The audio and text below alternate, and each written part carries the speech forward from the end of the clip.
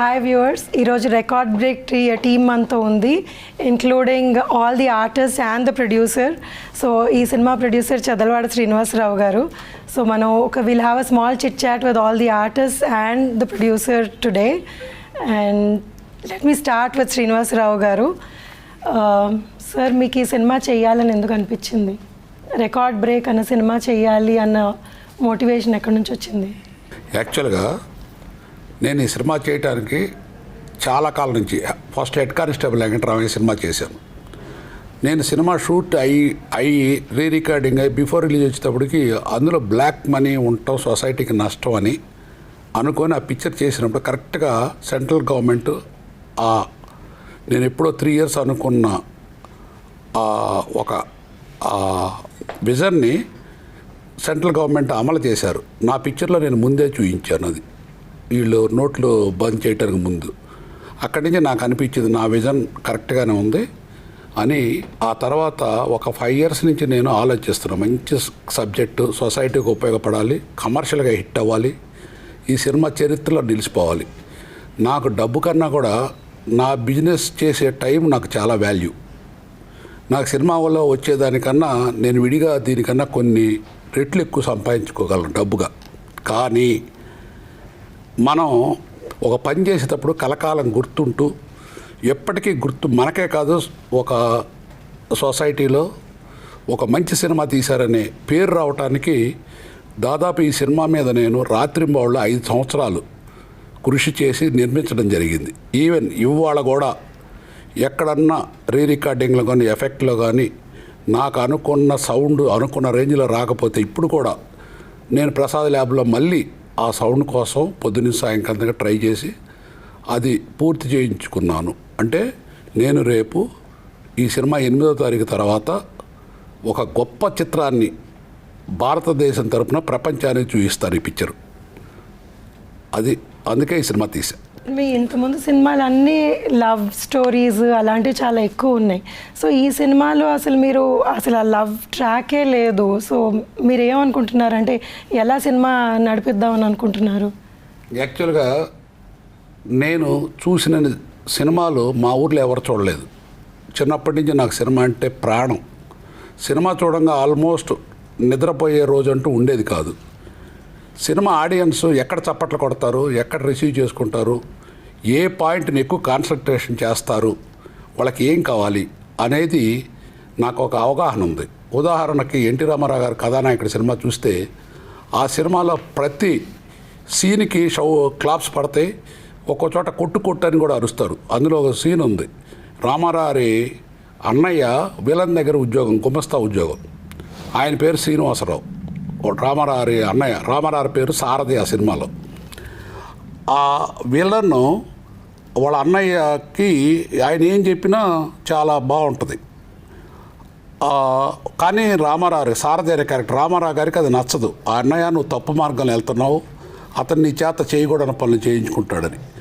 తమ్ముడు మాటని అన్నయ్య విలన్కి ఎదురు తిరిగితే ఆ విలన్ ఇల్లు ఖాళీ చేయించడానికి రౌడీలు పంపించి ఆ ఇల్లు ఖాళీ చేయిస్తారు. అప్పుడు ఆ కుర్చీలని బయట పారేస్తుంటే రామారావు గారు అన్నయ్య గారి కూతురు బాబాయ్ బాబాయ్ ఆ రౌడీని కొట్టు బాబాయ్ అంటది. అనగానే హాలంతా షౌట్స్. అంటే ఒక సీను ఎంత మనకే అనిపిస్తుంది, కొట్టు రౌడీలని. అట్లా కథానాయకుడు సినిమా చూసిన తర్వాత మామూలుగా మన సైకిల్ నార్మల్గా తొక్కుతుంటే సినిమా అయిపోయిన తర్వాత భలే స్పీడ్కి వెళ్తాం. ఎందుకంటే ఆ రామారావు క్యారెక్టర్ మనమే రామారావు క్యారెక్టర్ అయితే బాగుంటుందని ఆడియన్స్కే కాదు ప్రతి ఒక్కళ్ళకి కూడా అనిపించింది. ఇవన్నీ దృష్టిలో పెట్టుకొని నేను ఈ సినిమాని ఆ పునాదితో దీన్ని మొలకెత్తిచ్చాను, ఈ రికార్డ్ బ్రేక్ అనే సినిమాని. ఇక్కడి వరకు బాగుంది. మరి మీరు అందరు కొత్త వాళ్ళని పెట్టుకొని అంత రిస్క్ తీసుకొని ఇంత పెద్ద బడ్జెట్ సినిమా చేశారు. సో దాని మీద మీ ఒపీనియన్ ఏంటి? అంటే వీళ్ళందరూ కొత్త వాళ్ళు, వీళ్ళ మీద ఏం నమ్మకం పెట్టుకొని మీరు అంత సినిమా చేశారు? ఈ సబ్జెక్ట్కి ఎంత పెద్ద ఆర్టిస్ట్ వచ్చినా నేను చేసేవాడిని కాదు. ఎందుకంటే ఈచ్ సీను డైలాగు నేను చెప్పినట్టే వాళ్ళు చెయ్యాలి.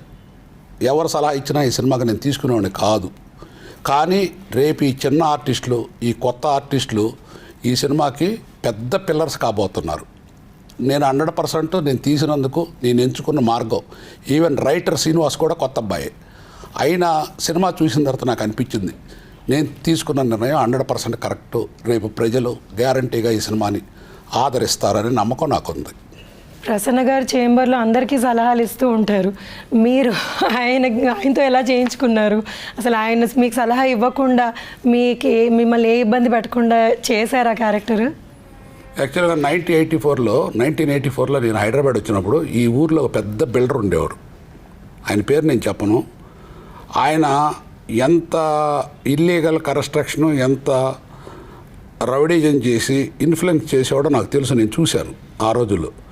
ఆ క్యారెక్టర్ని ఎంచుకొని అదే రకం మనిషిని చాలామందిని చూశాను, నాకు ఎవరు సెలెక్ట్ కాల. కరెక్ట్గా ప్రసన్న కుమార్ గారు ఆ క్యారెక్టర్కి బయటికేవో చాలా అందంగా చక్కగా ఉంటాడు, లోపల మైండ్ తేనె పూసిన కత్తి.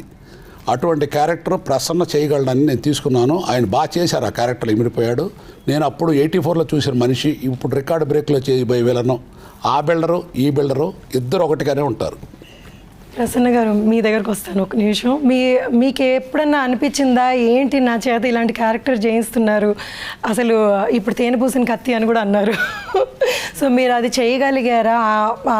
అందులోకి మోల్డ్ అవ్వగలిగాను, నాకు ఏ ఇబ్బంది లేకుండా అని ఈజీగా చేయగలిగారా? లేకపోతే ఆయన లేదు ప్రతి షాట్కి మీకు లేదు నాకు ఇలా కావాలి అని ఏమైనా ఇబ్బంది పెట్టిన ఇన్సిడెంట్స్ ఉన్నాయా?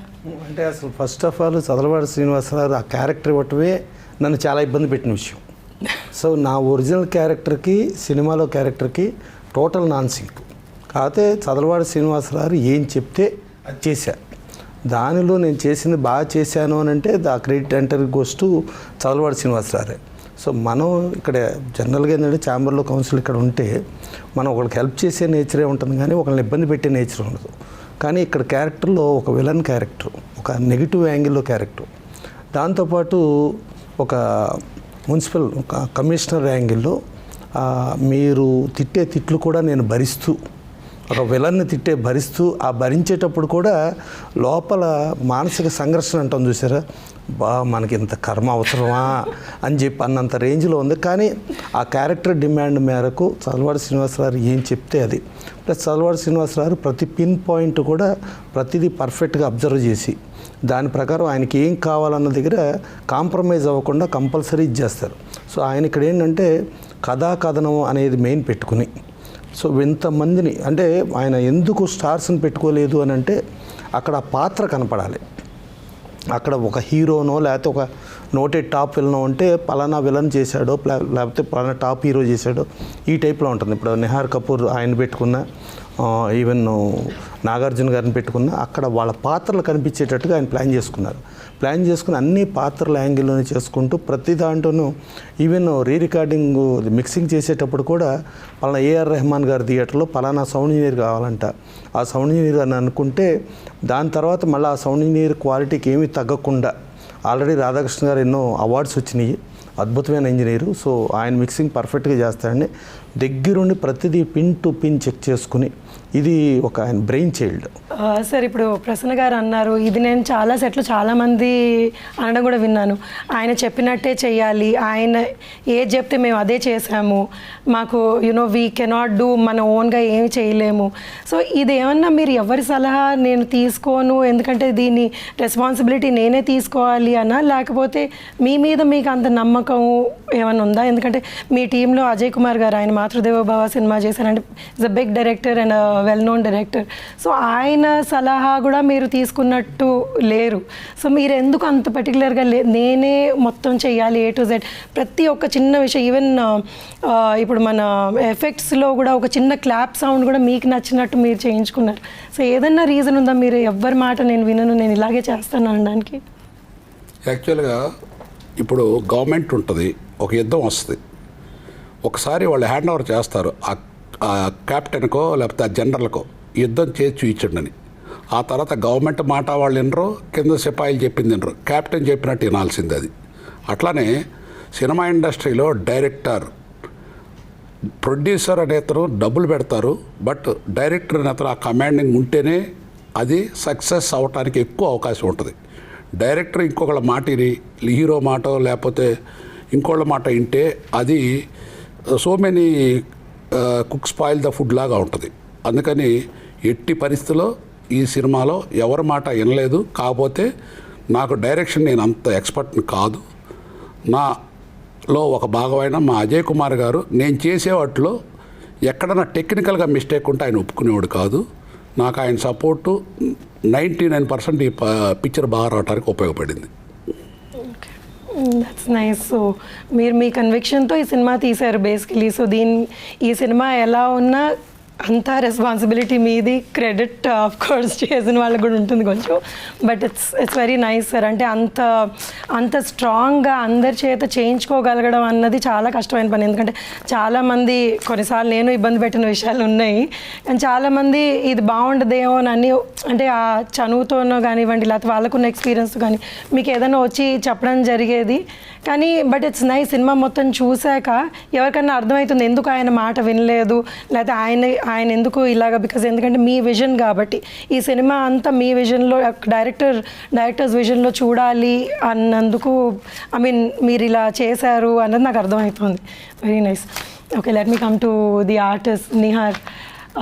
So is there any incident that you can never forget in the movie and మీరు చేసింది మీకు అబ్బో నేను ఇది మర్చిపోలేను, నేను నా కెరియర్లో నేను ఇలాంటిది చేయలేదు, లేకపోతే ఇలాంటిది ఇది నాకు గుర్తుండిపోతుంది అన్నది? యాక్చువల్గా క్యారెక్టరైజేషనే టోటల్గా అలా ఉండింది. అంటే మామూలుగా నాకు ఫిజికల్ పర్సనాలిటీ చూస్తే మరి విలన్ క్యారెక్టర్స్ ఇలాంటివి వస్తూ ఉంటాయి. బట్ ఇలాంటి యూనిక్ క్యారెక్టరైజేషన్ ప్లస్ ఈ సినిమాలో చాలా నేర్చుకున్నాను నేను. నాకు అది ఒక stepping stone of my not only career but also in life. So అందువల్ల I have to give credit to sir for all that. మీ ఇంతకుముందు అడిగినట్టు he was so perfectionist and disciplinarian. అన్నీ పక్కాగా ఉండాలి, కరెక్ట్గా ఉండాలని. So that I have learned and for me that is actually what I take away from it. Disciplinarian అన్న వర్డ్కి నేను ప్రసన్న గారిని అడుగుతాను. Sir, what does he mean by disciplinarian? అంటే ఆయన అనుకుంటే అనుకున్నట్టు. ఇప్పుడు ఆయన ఒక రోజున ఇప్పుడు ఒక షూటింగ్ చేస్తా అంటే జిమ్మి ఆ రోజు అవసరం లేదని అనిపించింది ఒకటి. అలాగే ప్రాపర్ ఫుడ్ పలానా ప్లేస్లో తీసుకురండి ఏదనంటే అది ప్రొడక్షనల్ సరికి తీసుకురాదు. దాంతో ఆయనకి నష్టం వచ్చినా సరే ఆయన డిసిప్లిన్ తప్పేటట్టయితే కాదు అని చెప్పి ప్యాకప్ అన్నారు. ఆ ప్యాకప్ అని అంటే ఏమంటే నేను జిమ్మి వాళ్ళ దగ్గరికి వెళ్తే సరే ఇంతకాలం మాకు ఆయన అవకాశం ఇచ్చారు, సో ఇవాళ ఒక రోజుకి ప్రాబ్లం ఉంది, అవసరమైతే మేము ప్యాకప్ చెప్పుకొని మేము పైసా తీసుకోకుండా వెళ్ళిపోతామని అనగానే ఆ విషయం ఆయనకి తెలిసి వాళ్ళ తప్పు లేకుండా వాళ్ళు ప్యాకప్ చెప్పుకుని వెళ్ళిపోవటం ఏంటి, నో నేను చేస్తానని చెప్పి, అంటే వాళ్ళు బేటాలు వాళ్ళకి రాకపోతే అది తప్పు అని చెప్పి ఆయన ఒక పాయింట్ ఆఫ్ వ్యూలో ప్రొడక్షనల్ సరిగ్గా చేయలేదని పాయింట్ ఉండి మళ్ళీ ఇటు కార్మికులు ఇబ్బంది పడుతున్నారనే ఇదిలో మళ్ళీ ఆయన ఆ కార్మికుల కోసం ఆ డిసిప్లిన్ తప్పి ఇమ్మీడియట్ ఆయన షూటింగ్ చేశారు.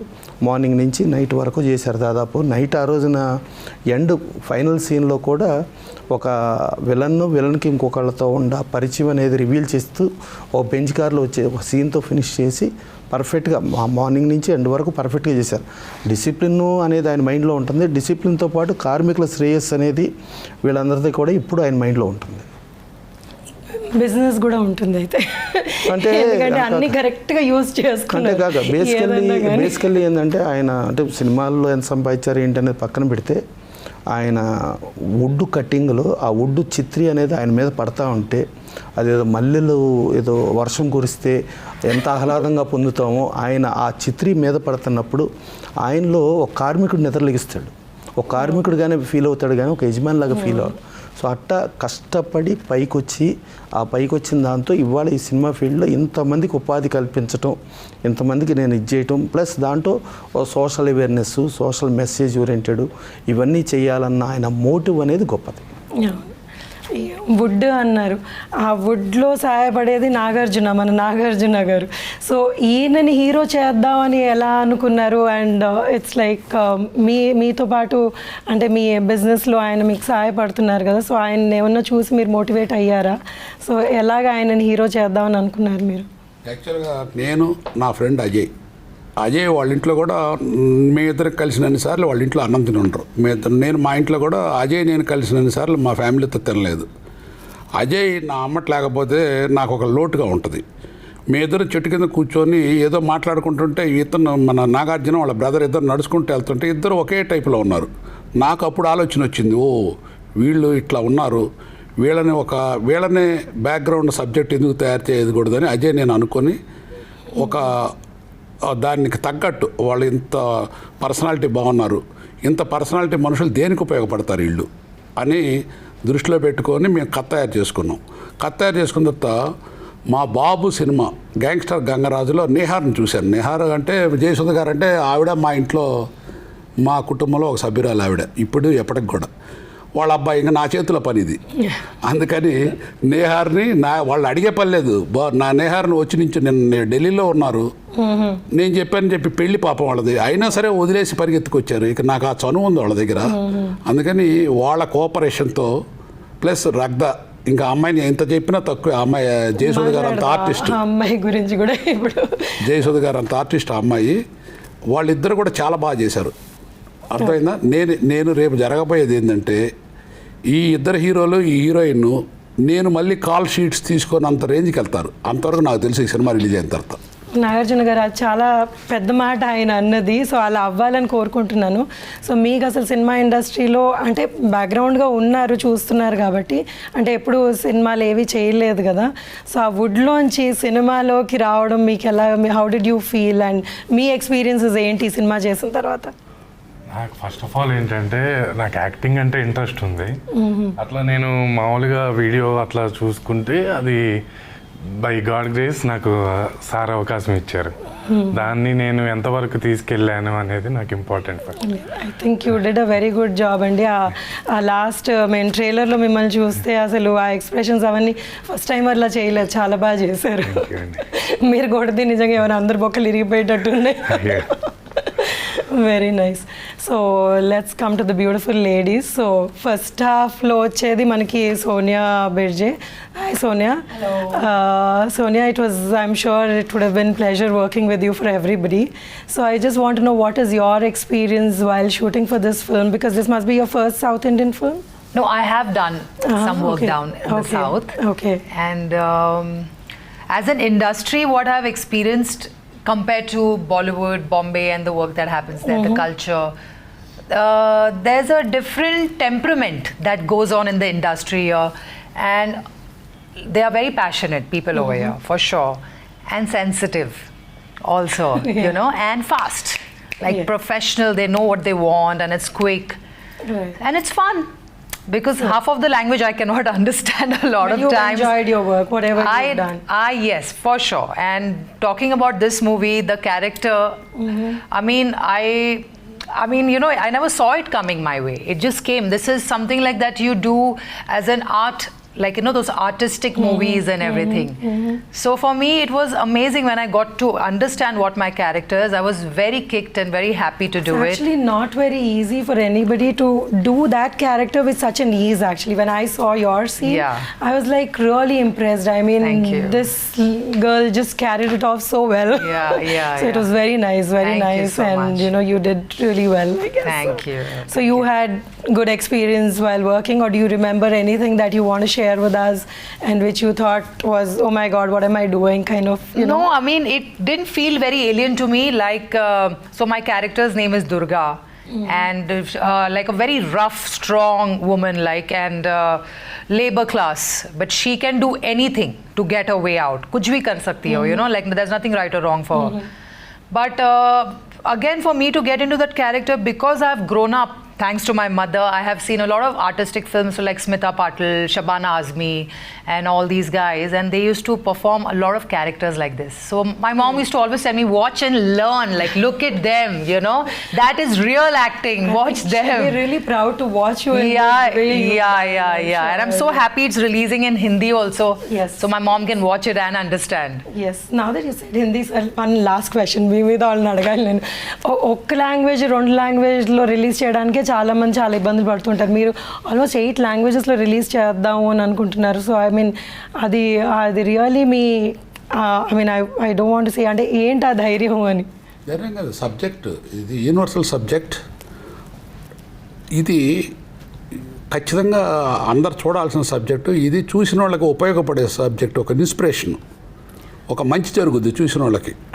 మీ ట్రైలర్లో దానిలో ట్రాక్టర్లు ఎత్తేసి ఇదంతా అంటే చాలా ఎక్కువగా ఉంది, అంటే ఒక మనిషి ట్రాక్టర్లు ఎత్తేయడం. సో అది మీరు ఎలాగ జస్టిఫై చేస్తారు ఇది? అంటే మీకు ఐడియా ఎలా వచ్చింది ఫస్ట్ ఆఫ్ ఆల్ ఆ ట్రాక్టర్ ఎత్తేయాలి అన్న ఐడియా, అందులో మనుషుల్ని పెట్టి మరి ట్రాక్టర్ని ఎత్తాలి అన్నది? యాక్చువల్గా ట్రాక్టర్ ఎత్తిన దానికన్నా ఇంకా ఎక్స్ట్రాడినరీ సీన్స్ ఉన్నాయి అందులో. క్లైమాక్స్లో వీళ్ళు నిజంగా వీళ్ళిద్దరు హీరోలు వీళ్ళు పడిన కష్టం ట్రాక్టర్ ఎత్తిన దానికి, నిజంగా ట్రాక్టర్ ఎక్కిన దానికన్నా ఎక్కువ నేను చాలా చోట్ల బాధపడ్డాను, భయపడ్డాను కూడా తీయటానికి. అవును, చాలా రిస్కీ షాట్స్ చేశారు. చాలా నాకు ఒకటి గుర్తుంది, వీళ్ళు నిజమైన మొద్దుల్ని యాక్చువల్లీ నెట్టారు.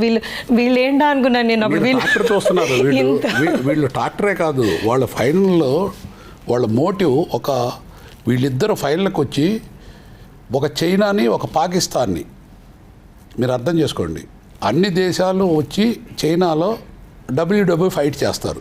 ఫైనల్కి వచ్చేటప్పటికి ఇండియా తరపున వాళ్ళ తరపున 4 సెలెక్ట్ అవుతారు. అందులో ఇండియా వాళ్ళిద్దరు చంటి బంటి, చైనా తరపున పాకిస్తాన్ తరపున. ఫైనల్గా ఒక కంట్రీకి రావాలి. ఆ ఫైట్ అనేది ఈ ట్రాక్టర్ ఎక్కింది 1%. ఆ ఫైట్ చూడండి మీకు క్లైమాక్స్లో అర్థం అవుద్ది. అది కూడా కాకుండా క్లైమాక్స్లో ఒక వండర్ చూస్తారు మీరు. ఒక పెద్ద మనిషి వచ్చి మాట్లాడతారు ఆ ఫోన్లో, అది నేను ఇప్పుడు చెప్పను, సినిమా రిలీజ్ అయిన దాకా. అది రియల్లీ ప్రతి వాళ్ళు చప్పట్లు కొట్టాల్సింది ఆ సీన్కి. జరగబోయేది అది. Very nice, you're waiting for that day sir, అది మేము చూడాలి అన్నది. Okay, let me come to మీ గురించి, మీ ఎక్స్పీరియన్స్ ఏంటి సినిమాలో? How did you feel working in this film? చాలా రోజులు మీరు వర్క్ చేశారు అంటే వీళ్ళతో పాటు ఈక్వల్ లెంత్ మీది కూడా ఉంది కదండి. So how did you feel about the whole thing? ఈ ఫిలిం వర్క్ చేయడం చాలా ఫెంటాస్టిక్ ఫీలింగ్ అండి. ఎందుకంటే ఈ scale of the film is also very big అండి వెన్ కంపేర్ టు. సో మీ క్యారెక్టర్ గురించి చెప్పండి. నా క్యారెక్టర్ గురించి ఏంటంటే అండి, to find out the person's capacity, వాళ్ళ ఎబిలిటీ, ఓకే ఈ లెవెల్లో వాళ్ళు వెళ్ళే స్థాయిలో ఉన్న పొటెన్షియల్ ఉంది అని చెప్పేసి అది కనుక్కునే క్యారెక్టర్ అండి అది. ఎట్లాంటిదంటే ఐఎమ్ లైక్ ఏ శిష్యుడు ఆఫ్ మన చలపతిరావు గారి దగ్గర శిష్యుడు లాగా. ఎగ్జాక్ట్లీ అండి. ఆయనది ఒక డ్రీమ్ ఉంటుంది అనమాట, ఎప్పటికైనా మన కంట్రీ ఆ లెవెల్లో ప్రొపగేట్ చేసి ఆ లెవెల్కి రీచ్ అవ్వాలి అని చెప్పేసి రెజ్లింగ్ కాంపిటీషన్ దాంట్లో ఒక డ్రీమ్ ఉంటుంది, which has not been fulfilled ఆయనకి. అది ఒక రిమైనింగ్ ఉంటుంది ఆయన లైఫ్లో, ఒక ఇదిగా ఉంటుంది ఫీలింగ్. సో అట్లాంటి టైంలో I will be running this coaching ఇదనమాట. సో ఆయన డ్రీమ్ని ఇచ్చేయడానికి we don't find that sort of persons అనమాట. ఎగ్జాక్ట్లీ అండి. సో ఒక సిచ్యువేషన్ ఎలాగ అరైజ్ అవుతుంది అంటే when the story keeps going, ఒక సిచ్యువేషన్లో ఐ ఫైండ్ అవుట్ అండ్ చెప్తానమాట, సార్ వీళ్ళు చాలా పెద్ద పొటెన్షియల్ ఉంది, వేర్ వీ కెన్ మన డ్రీమ్ కూడా with these people we can achieve. So ఇంకోటి ఏంటంటే when any talented persons in any sports all if you see, వాళ్ళకి కొంచెం టెక్నిక్ దానికి జాయిన్ చేస్తే they will reach a high level. So ఆ technique point of వ్యూలో like giving coaching to them both the persons వాళ్ళ హీరోస్కి. మీరు వీళ్ళని డిస్కవర్ చేసి కోచింగ్ ఇచ్చారు, కానీ యాక్చువల్లీ వీళ్ళని ఆ రింగ్లో దింపింది మన heroine Ragda. So she plays the vital role in the movie. So Ragda, you will have to talk now for yourself. So I think I had an amazing time shooting for the movie. It's a beautiful experience.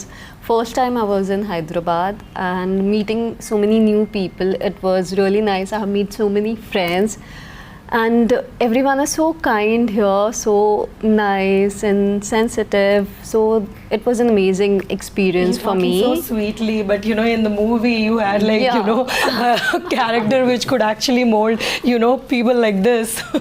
I think even in reality I have both the personalities. Is it? Yeah. Okay. So you know, it was easy then so for you. Me, it was easy, though people will think it was not easy for me because normally what I look here and on the poster, if you'll see, I'm completely different. Yeah, right. But internally somewhere I am like that, you know, like mentally somewhere I'm very headstrong and all. Though I have this nice side also, but I have a very headstrong, like a strong personality as well. So I could connect to the character somewhere. It's a very intense character and you are playing my mother. For so somebody, you know I mean, it, I always feel like the mother.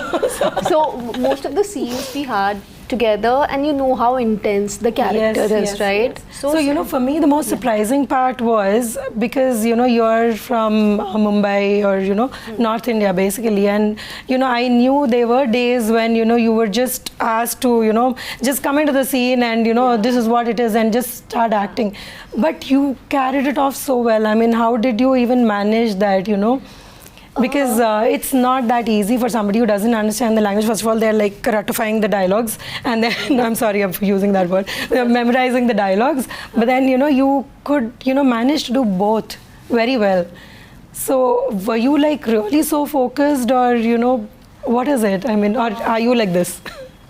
I think it's all the years of your the journey of as an actor, So basically, I have been into modeling and I have been acting, I have been giving auditions. It's all a journey where you learn a lot of things. Initially, I had the language problem for sure, and even with the face, I have this thing where I can't recognize people by face. I get confused. So everyone was similar, same. Like I couldn't even remember the names.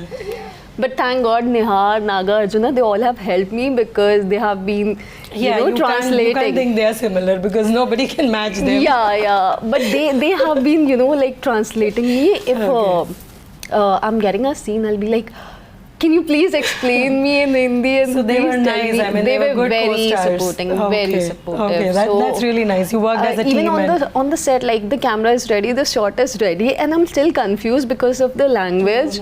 But they used to help me. I'm like, please just explain me, what exactly the scene is. You did so well. You never look confused in any of the scenes. Yeah, because once I get to know the scene and the gist of it, because normally when I have taken the acting workshops and I've given so many auditions and all, most of the time when you go, and even for the ad industry and all, when you give auditions and all, it's very random. Like they give you the script, you just perform. So I have been so trained with that technique that it was, I think now when I connected, I was used to of that thing maybe. So what you asked, how I did that, maybe it could be because of that. Yeah, see, it's always a learning experience, and knowledge is something which will help you somewhere else. So that's nice. So Ragda, how did you land this role? So as I told you, like I've been into modeling, I've been with an agency, I've been signed up with an agency, and then this other agency also, which I was working with. So the work came to me through them. So I got a call in the morning, and I was out for an audition actually that day. So I told the manager, I'm out for an audition. Let me get back home, and then I can do a conference, like a video conference call. Then I got back, had a small detailing about the project details and all, and it was with Sir and my agency manager and me, and then he was like, I have auditioned so many people, I want you for this project. He gave me the brief and all. It came when something is meant for you, you get it. And so vision is I think his intuition, his everything is so strong. మీరు అనుకున్నట్టు రగ్దా 100% చేసిందని విన్నాను కూడా, మీ మాటల్లో కూడా చెప్పండి అది. యాక్చువల్గా ప్రసాద్ ల్యాబ్లో మేము ఈ సినిమా నేను అజయ్ ఒక 1000 సార్లు చూసుంటాం. మేము చూసేలా ముక్కలు చూస్తుంటాం, ఒక సీను లేకపోతే ఒక ఎఫెక్ట్స్ ఇట్లా అనుకుంటాం. ముందు ట్రైలర్ తయారు చేద్దాం అని చెప్పి తయారు చేయించాం. సరే తయారు చేయించిన తర్వాత అజయ్కి నాకు నచ్చింది, బాగానే ఉంది అనుకున్నాం. ఒకరోజు ఫైనల్ ప్రోడక్ట్ మేము మామూలు చిన్న దాంట్లో చూస్తాం టీవీలో. ప్రసాద్ ల్యాబ్లో 70mm థియేటర్లో చూద్దామని చెప్పి మేము ఒక ఫస్ట్ షాట్ నేను ఒక్కడనే వెళ్ళాను. వెళ్తే అక్కడ ప్రసాద్ ల్యాబ్లో చాలామంది, ఒక 20 డైరెక్టర్లు, 20 మంది డైరెక్టర్లు, పెద్ద డైరెక్టర్స్, గొప్ప డైరెక్టర్స్, చాలా సినిమాలు తీసిన డైరెక్టర్స్ ఉన్నారు. వాళ్ళు నేను వచ్చానని చెప్పి జస్ట్ కలిస్తే ఒకసారి ట్రైలర్ చూస్తానికి వెళ్తున్నారంటే రండి, నేను ఊరికి క్యాజువల్గా పిలిచాను. నేను వాళ్ళని పిలిచిన తర్వాత వాళ్ళు ఆ ట్రైలర్ చూసి, రగ్దా యాక్షన్ చూసి, ఏళ్ళ యాక్షన్ చూసి అయిపోగానే ఆల్ డైరెక్టర్స్ వాళ్ళందరికీ వాళ్ళు నించొని చప్పట్లు కొట్టారు ఈ ట్రైలర్కి. దాన్ని బట్టి నాకు అర్థమైంది ఈ సినిమా వీళ్ళు ఎంత బాగా చేశారు అనేదానికి. ఇంకా దానికి ఒక సీనియర్ యాక్టర్స్ వాళ్ళ ప్రొఫెషన్ వాళ్ళు చేస్తారు, కానీ ఈ క్యారెక్టర్స్లో వీళ్ళు లీనమైపోయి నేను అనుకున్న దానికన్నా బాగా చేశారు. ప్రసన్న గారు, మీరు అంటే సార్ గురించి ఏమైనా చెప్పదలుచుకున్నారా? అదే, ఆయన ఒక డెడికేటెడ్గా ఒక అంకిత భావంతో ఆయన పర్ఫెక్ట్గా ఉంటారు, ప్లస్ బాగా డిసిప్లిన్ ఉండాలి. ఎట్ ద సేమ్ టైం ఎవరైనా ఆయన మూలంగా ఇబ్బంది పడుతున్నారో, లేకపోతే ఎవరైనా ఆయన నుంచి సహాయం ఆశిస్తున్నారో, లేకపోతే అది ఆయన ముందే గ్రహించి వాళ్ళందరికీ చేసే ఒక సేవా తత్పరత ఆయనకు బాగా ఎక్కువగా ఉండి ఆయన ఇంకోటి ఏంటంటే బిచ్చగాడు అనే ఒక సినిమా చూసి ఇండస్ట్రీలో అందరూ చూశారు, అందరూ ఇది పనికిరాదు అని వదిలేసారు. ఆ టైంలో ఆయన ఆ బెచ్చగాడిని తీసుకుని వచ్చి దాన్ని రిలీజ్ చేశారు. రిలీజ్ చేస్తే ఫస్ట్ 6 డేస్కి 7th డే ఒక పెద్ద సినిమా వచ్చింది. పెద్ద సినిమా రాగానే ఆ బెచ్చగాడు అన్ని చోట్ల తీశారు. 7th డే ఆ పెద్ద సినిమా రిలీజ్ అయ్యి మార్నింగ్ షో అవ్వగానే మ్యాట్నీకి మెల్లగా బెచ్చగాడు వేయటం మొదలెట్టారు. First show second show continue బెచ్చగాడి చేసి అట్లా 100 డేస్ ఎవ్రీ వీక్ ఒక పెద్ద సినిమా వచ్చినా, పెద్ద సినిమాలు వచ్చినాయి వెళ్ళిపోయినాయి. అంటే ఆయన ఆ బెచ్చగాడిని ఆయన రిసీవ్ చేసుకునే విధానం కంటెంట్ బేస్లో రిసీవ్ చేసుకున్నారు. సో దాంట్లో క్యాస్టింగ్ ఎవరికి తెలియదు, ఎవరికేం సంబంధం లేదు. బట్ ఆ కంటెంట్, ఆ మదరు, ఆ సన్ను, మదర్ కోసం ఆ సన్ను పడే తాపత్రయం, సెంటిమెంట్ అన్నది ఆయన బాగా కనెక్ట్ అవుతారు అని. బికాజ్ ఈ సినిమాలో కూడా చాలా మటుకు మదర్ సెంటిమెంట్. అసలు సినిమా అంతా అంటే లవ్ లేదు అనలేము actually, but then this is a love story about mother children, ఆ బాండింగ్, ఇలాంటి స్టోరీ ఇది. So it's not necessarily a boy and a girl following in love, కానీ ఈ స్టోరీ అంతా లవ్ బేసే ఉంటుంది. ఈ అమ్మాయి ఒక తల్లిగా వీళ్ళని ఎంత ప్రేమించి వాళ్ళని ఎంత మోటివేట్ చేస్తుందో అన్న స్టోరీ ఇది అద్భుతమైన story. So I'm just waiting for the movie to release and you know ఇలాంటి కంటెంట్ ఉన్న మూవీస్ చూడాలి అని నేను చాలా హోప్ చేస్తున్నాను. ఏంటంటే మదరు సన్ను సెంటిమెంట్తో పాటు దైవత్వం కూడా దాంట్లో చాలా పెద్ద బేస్. అలాగే ఈ సినిమాలో కూడా దైవత్వం అనేది కూడా మెయిన్. అంటే ఒక శివుడి దగ్గర ఉండి 2 పిల్లలను కని ఒక తల్లి అక్కడ చనిపోతే ఆ బిడ్డలకి శివుడే తండ్రిగా, శివుడే ఇదిగా ఉండి శివుడే క్యారీ చేస్తూ ఉండే విధానం. అంటే ఆ దైవత్వం యాంగిల్ ఉంది. ప్లస్ ఇంకోటి ఏంటంటే సామాజిక స్పృహ యాంగిల్లో రైతుల సమస్యలు దాన్ని టచ్ చేశారు. ప్లస్ అనాథలైన వాళ్ళకి ఎవరు దిక్కు అంటే దేవుడే దిక్కు అనుకుంటా. అలాంటి అనాథలు వాళ్ళల్లో ఉండే ఒక స్కిల్ని కనిపెట్టి వాళ్ళని ఒక వరల్డ్ రెజ్లింగ్ ఛాంపియన్స్గా, అంటే మనం ప్రతి ఒక్కడు భారతీయుల్లో కూడా మనకు ఏదైనా గౌక్కుని ఒక క్రికెట్ మ్యాచ్ వచ్చినా, ఇంకోటి వచ్చినా, ఒక ఇండియా పాకిస్తాన్ వచ్చిందంటే ఇండియా గెలవాలి అనేది ఒక ఎమోషన్ ఆటోమేటిక్గా క్యారీ అవుతుంది. సో ఆ ఎమోషన్ క్యారీ చేసేందులో ఒక ఇండియా, చైనీసు 2 ఫైటర్స్ని అక్కడ పెట్టుకుని ఇటు ఇండియన్స్కి సంబంధించిన రెజ్లింగ్, అంటే పాకిస్తాను చైనాని కొట్టే ఆ ఇండియా సెంటిమెంట్ ప్రతి ఒక్కడు భారతీయుల్లోనూ ఒక కసి, గెలవాలి అని. ఆ గెలిచే ప్రశ్నంలో వీళ్ళు ఒక స్టేజ్లో చిన్నగా ఓడిపోతారేమో అని అనుకుంటే దాంట్లో కూడా దైవత్వం మిక్స్ అవ్వటం, దాంతో కూడా వీళ్ళు ఒక ఎబిలిటీ చూపించి ఫైనల్గా వాళ్ళు కొట్టడం. అంటే ప్రతి భారతీయుల్లోనూ రోమాలు నిక్కబొడుచుకునేటట్టుగా ఉండే ప్రతి కంటెంట్ దీంట్లో ఉంది. అలాంటి నెంబర్ ఆఫ్ ఐటమ్స్ అన్నిటికీ పెట్టుకుని ఆయన ఒక రికార్డ్ బ్రేక్, అంటే ఒక భారతీయులు వెళ్ళి చైనాని పాకిస్తాన్ని కొట్టి వాళ్ళ ఛాంపియన్స్గా వాళ్ళు ఇది చేయటం. ప్లస్ ఆయన విజన్లో చూసుకుంటే ఇప్పుడు ఈయన సినిమా తయారు చేసుకున్న కానించి, సినిమా తీసిన కానించి కొన్ని ఒక ప్రైమ్ మినిస్టర్ ఒక అప్రిషియేట్ చేసే ఒక సీన్ ఉంటుంది. ఆ సీన్ కూడా ఈయన పెడతాం జరిగింది. దాని తర్వాత ఇండియా ఒక మెడల్ గెలిస్తే same prime minister same appreciation జరిగింది. అంటే ఈయన విజన్లో ఎప్పుడో 2-3 years బ్యాక్ ఈయన విజన్ అనుకున్నదే 3 years తర్వాత నిజమైంది. సో అలా విజనరీగా ఒక డైరెక్టర్గా ఆయన ఎంతసేపు ఏంటంటే ఇది ఒక యజ్ఞంలాగా భావించి ప్రతి పిన్ పాయింట్ ఎక్కడుండే ఏది కాంప్రమైజ్ అవ్వకుండా అలా చేయటం. అలా మల్టిపుల్ ఫ్యాక్టర్స్, అంటే కమర్షియల్గా ఎమోషన్ క్యారీ అవుతూ ప్లస్ ప్రతి ఇదిలోనూ ప్రతి ప్రేక్షకుడికి రీచ్ అయ్యేటట్టుగా అన్నీ కళ్ళగలిపిన ఒక అద్భుతమైన ఉగాది పచ్చడి లాంటి సినిమా రికార్డ్ బ్రేక్. ప్లస్ దీంతోపాటు మహాశివరాత్రి అంటే భారతదేశం మొత్తం ఆ శివుడు ఆ మహాశివరాత్రి మార్చి 8వ తారీఖు రిలీజ్ డేట్ ప్లాన్ చేసుకుంటంలో కూడా అది మిక్స్ అయ్యి ఉంది. ఇవాళ దేశమంతా ఇవాళ జై శ్రీరామ్ అని, హనుమాన్ అని ఈ టైంలో వెళ్తూ ఉంటే ఈవెన్ సినిమాలో డైలాగులో కూడా ఆ హనుమంతుడు ఉంటాడని చెప్పే డైలాగులుగా కానీ అంతా చూసుకుంటే ఇవాళ భారతీయులందరికీ కావాల్సిన ఆల్ ఎమోషన్స్ని క్యారీ చేస్తూ చదలవాడ శ్రీనివాసరావు ఇక ప్రతి సెకండ్ దీని మీదే ఆలోచిస్తూ ఈ పిక్చర్ని తయారు చేయడం జరిగింది. తయారు చేసిన తర్వాత డెఫినెట్గా దీంట్లో ఆ పాత్రలే కనిపించేటప్పుడు ఆ కథనంలో హీరోగా భావించి ఆయన చేశారు కాబట్టి ఆయన యజ్ఞం 100% సక్సెస్ అవుతుంది. సార్ ప్రసన్న గారు అన్నట్టు ట్రైలర్ చాలా సక్సెస్ఫుల్గా లాంచ్ చేశారు.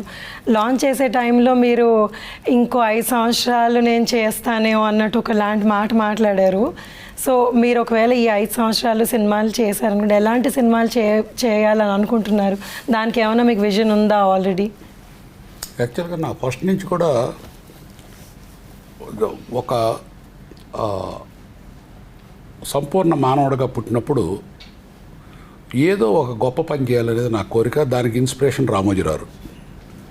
పుడతాం, పెద్ద అవుతాం, చనిపోతాం, చనిపోయిన తర్వాత గుర్తుండాలనేది నా కోరిక. నేను టింబర్లో చాలా కింద స్టేజ్ నుంచి ఇదిగో ఈ హీరోలు మీరు చూస్తే అర్థమవుద్ది. ఈ హీరోలు ఎంత స్ట్రగుల్ పడ్డారో ఈ సినిమాలో. నేను చిన్నప్పటి నుంచి ఆ రేంజ్ నుంచి ఇవాళ రావడానికి కారణం నా కష్టం. నేను కష్టపడ్డాను కాదు, భగవంతుడు నా చేత నాకు ఈ క్యారెక్టర్ ఇచ్చారు. ఇంకా చెప్పాలంటే మనం పుట్టక ముందు ఎవరికి పుడతామో తెలియదు, ఎప్పుడు పుడతామో తెలియదు, ఏ కులంలో పడతామో తెలియదు, ఏ మతంలో పుడతామో కూడా మనకు తెలియదు.